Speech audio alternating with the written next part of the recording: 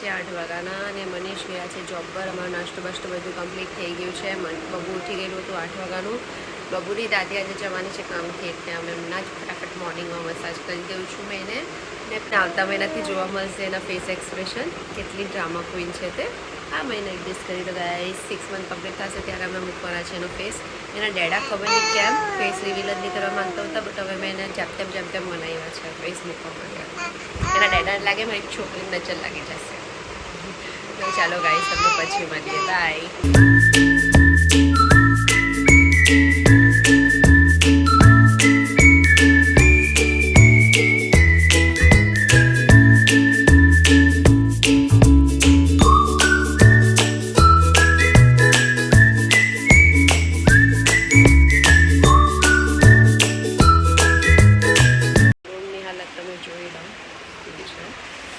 બબુ છે નાવા એ નાઈને આવે ત્યાં લગી મારે આખું ક્લીન કરવાનું. ચાલો તો આપણે ક્લીન કરીએ. બાય.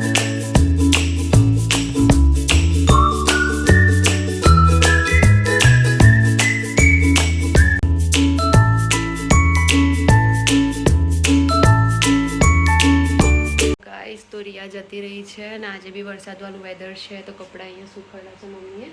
ને મેં મારું રૂમ મતલબ હોલ બી સાફ કરી દીધું, ઝાડુ બી મારી દીધું છે. ને આજે મેં અને બબુ એકલા છે. હવે મારી મીટિંગ સ્ટાર્ટ થશે થોડી વારમાં. ને બબુ સૂતેલી છે અંદર રૂમમાં. મેં તમને બતાવું.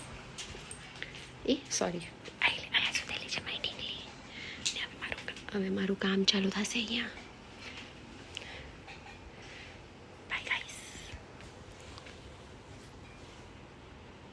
મેં કહીને બેઠી ને કે મારી હમણાં મીટિંગ ચાલુ થવાની છે અને બબુ સૂતેલું છે.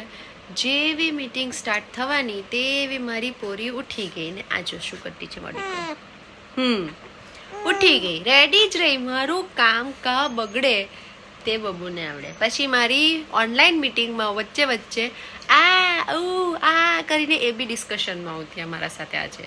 ને મારા સર સારા છે એટલે એમને કીધું કંઈ વાંધો નહીં, વી કેન અન્ડરસ્ટેન્ડ. કેમ કે મારા ઘરે આજે કોઈ નહીં મળે એને સાચવવાનું કોણ, એટલે મારી બબુ બી મીટિંગમાં હતી.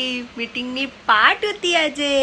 અને ચાલો, બબુના ડેડી અમારા માટે વડાપાવ લઈને આવ્યા છે.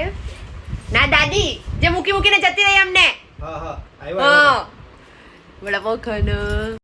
હેલો ગાઈસ, તો અમે મોન્સૂન ફેસ્ટિવલમાં જઈએ છીએ. જવાનું હતું કાલે, પણ મમ્મીની હેલ્થ ની સારી હતી, હોસ્પિટલ ગયેલા એટલે કાલે નહીં જતા, આજે જઈએ છીએ. અમે રિયાની વેટ કરતા હતા. ને આ જો એની ગાંડી ફિયાને જો, આ મનીષ, મેં ને મમ્મી પપ્પા ને બબુ તૈયાર થઈને બેસેલા છે. ને હવે અમે નીકળતા છીએ. કે લાગુ છું મેં? Thank you so much. Over to you guys.